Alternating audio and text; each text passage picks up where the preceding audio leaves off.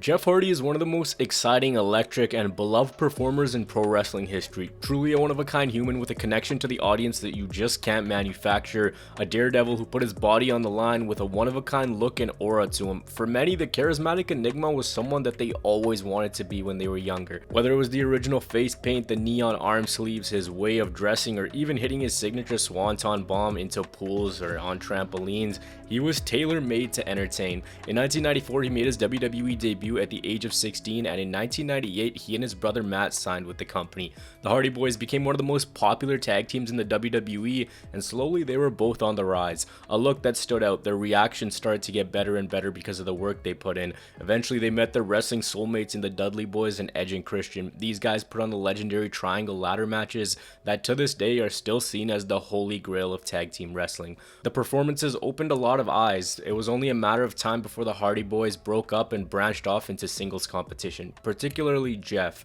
He simply had a star quality to him, and he was the personification of the late 90s and early 2000s. The way he dressed, the way his hair looked, and of course the daredevil antics. By 2001, he beat Triple H to win the Intercontinental Championship, and in 2002, Hardy had a breakout performance against The Undertaker on Raw for the undisputed WWE title. He pushed Taker to the limit and showed the audience and those backstage that he was ready to take the next step and had outgrown the tag team division. Undertaker even showed Hardy respect after the match.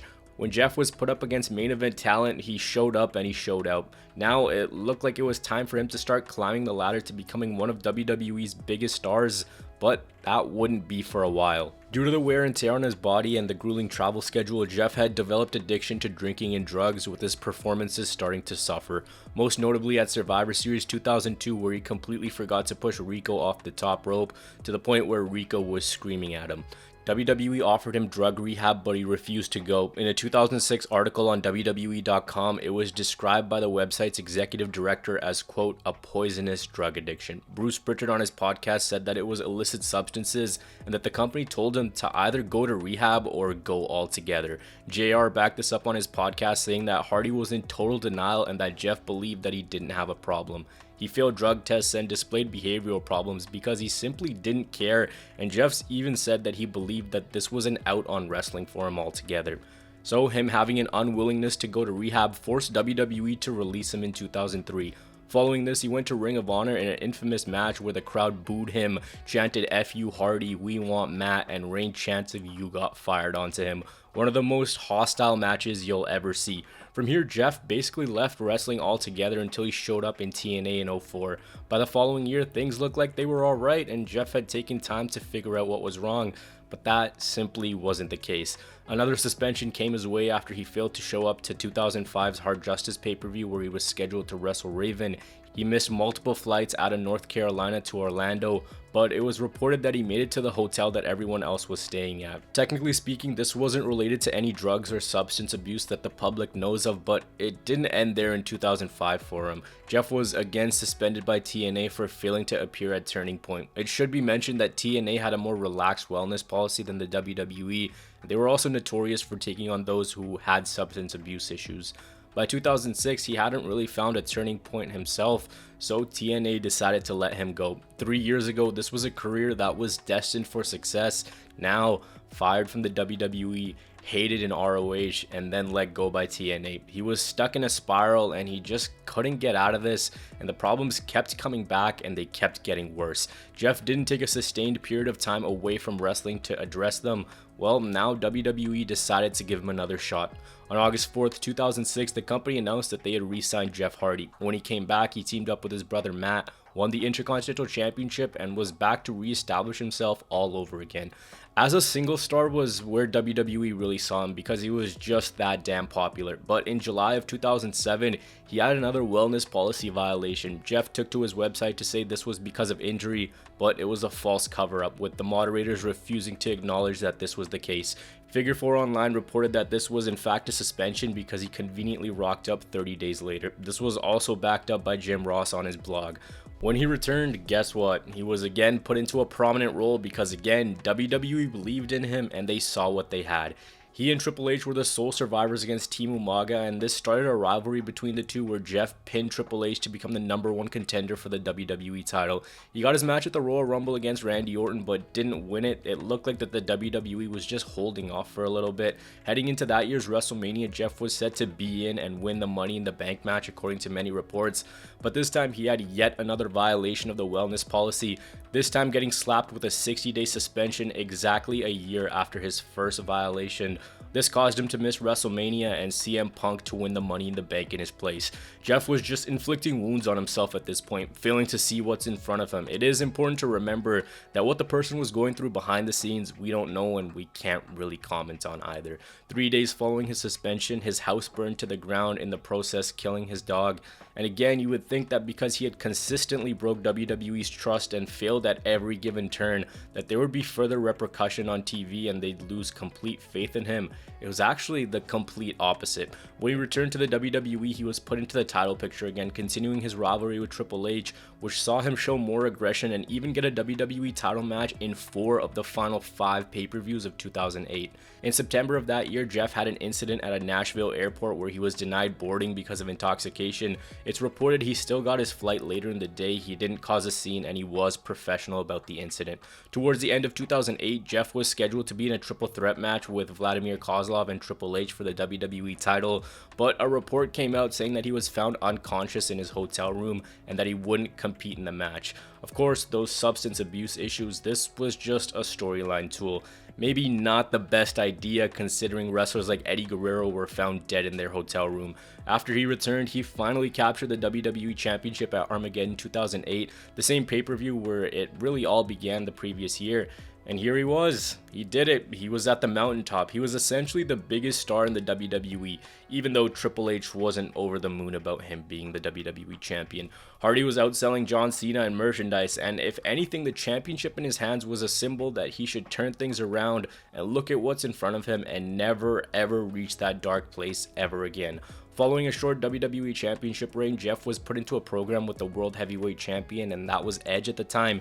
He beat him for the world title in a ladder match at Extreme Rules, and then he was cashed in on by CM Punk. And this began a rivalry where his addiction was brought into storyline. Two contrasting characters, Punk, straight edge, drug and alcohol free, and Jeff Hardy, who had turned to pills and alcohol many times.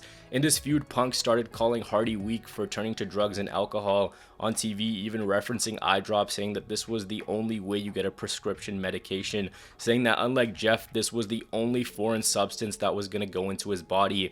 Punk got enraged at the fans that they were supporting an addict, saying that he's never been suspended or been to a rehab facility. This rivalry eventually led to a loser leaves WWE steel cage match, and Punk beat Hardy, causing Jeff to leave. Usually these are just storyline plays with the wrestler eventually coming back, but Jeff actually left. His contract was coming to an end, decided not to re-sign, and left on his own accord. The reason being was physical burnout. If I didn't mention it earlier, Jeff's style was one of risk, high flying, throwing caution to the wind, constantly putting his body on the line, quite literally jumping off anything and from anywhere.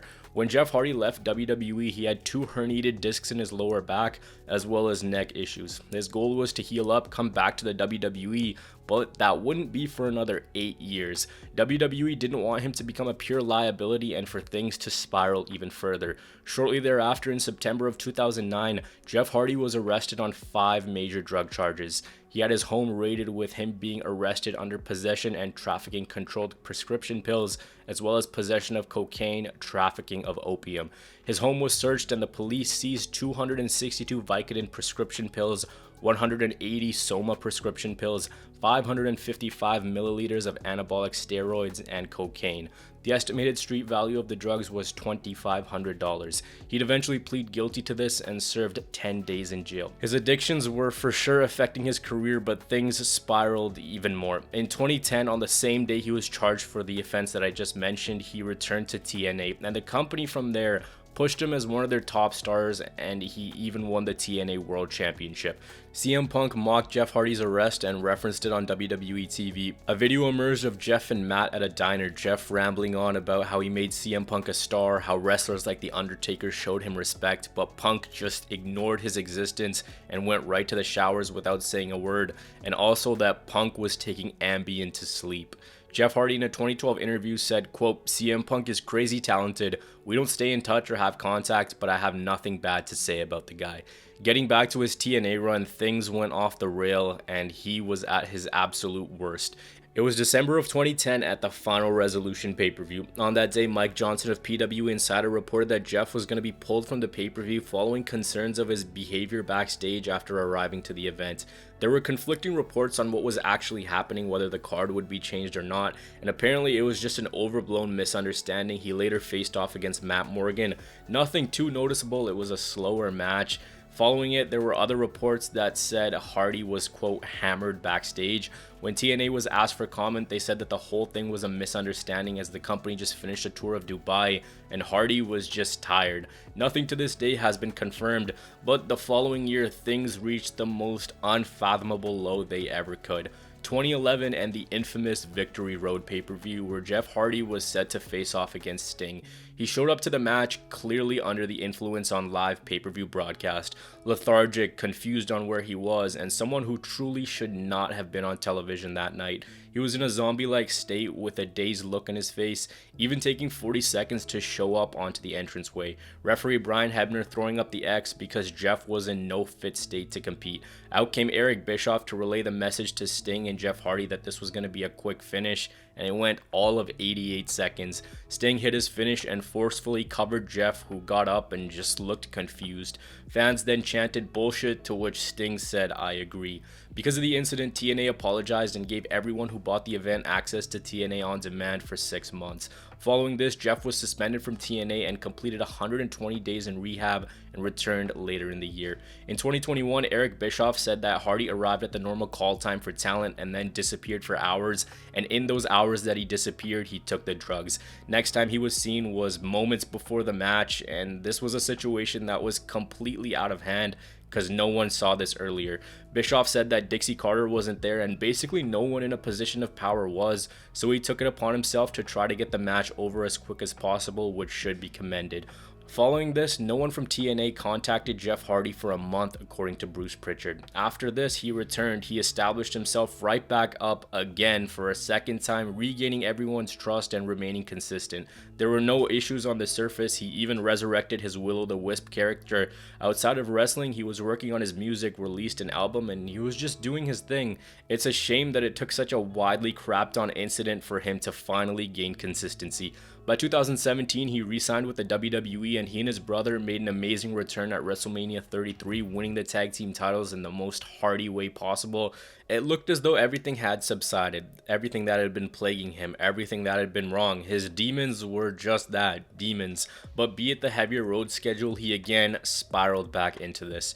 In June 2018, he received a 120-day suspended jail sentence and was fined $300 after he pleaded guilty to a DWI charge from March of that year. During that time, he crashed into a guardrail, causing his sedan to spin.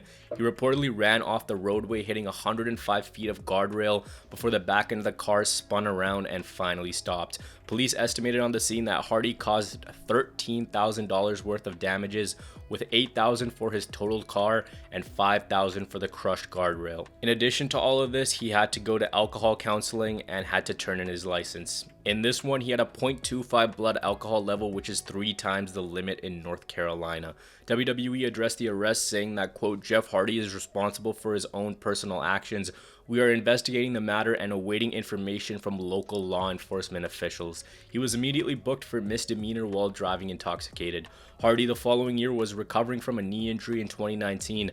And for some reason, even approaching his 40s, he still couldn't shake this off. The first incident was he was publicly intoxicated in South Carolina, police saying they received a report of him being intoxicated in Myrtle Beach and that Hardy was passed out in a public stairwell. When the police arrived, he admitted that he had been drinking vodka. He was charged with public intoxication, posted bail, and was released on the same day. The case is considered closed since he paid the fine. The downward spiral continued with him getting his second DWI in just as many years in October of 2019, this time while driving with a revoked license and 3 times the blood alcohol level, again blowing a 0.25. Matt Hardy released a statement saying that since so many have asked me about my brother tonight, I love my brother and want him to be happy and healthy. I've expressed that to him as much as I can.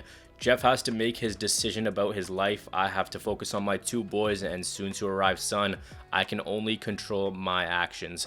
Following nearly a year away, he returned to the WWE because he was still under contract. And again, WWE utilized him as much as they could. He told Corey Graves that he had a conversation with WWE and said, quote, "I need help, I need treatment, there's something wrong with me with this alcohol thing." And he was pretty adamant that if he simply stopped drinking, he wouldn't be in trouble. This was a man aware of his actions. He knew exactly what was going wrong, how it was happening, and how it could be prevented. Following his return, WWE brought Jeff's personal issues to TV again, this time in a more expanded way. The storyline targeted booze, pills, Sheamus calling him a junkie, and they really went all into this. Sheamus even tried to get Jeff to drink again. Jeff working on his sobriety, trying to be a better husband, a better father. They even ran a segment where Jeff took a urine test on TV and he was arrested to begin the whole thing. They really didn't spare anything in this storyline.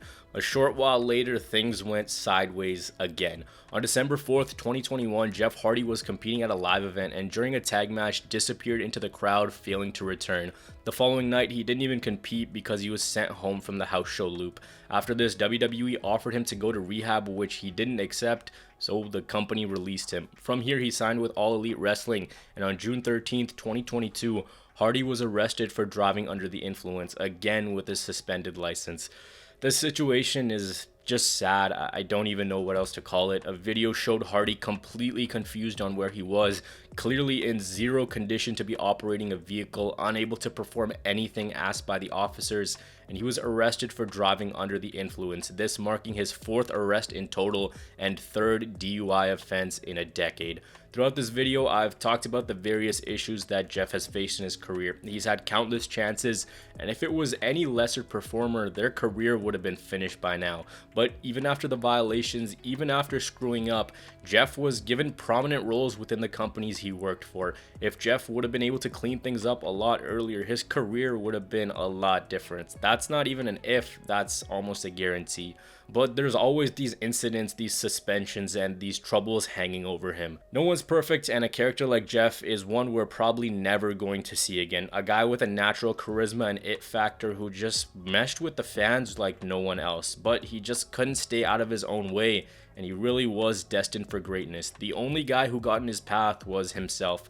But for many, he also became a liability, chance after chance. Today, Hardy is still adored and will forever be a fan favorite, but this is a spiral that no one ever wanted for such a beloved performer. Everything surrounding him makes the story fascinating and at the same time unfortunate. The tale of Jeff Hardy is an interesting one which continues to live on today, but as the lyrics in his music suggest, he was the architect of his own defeat.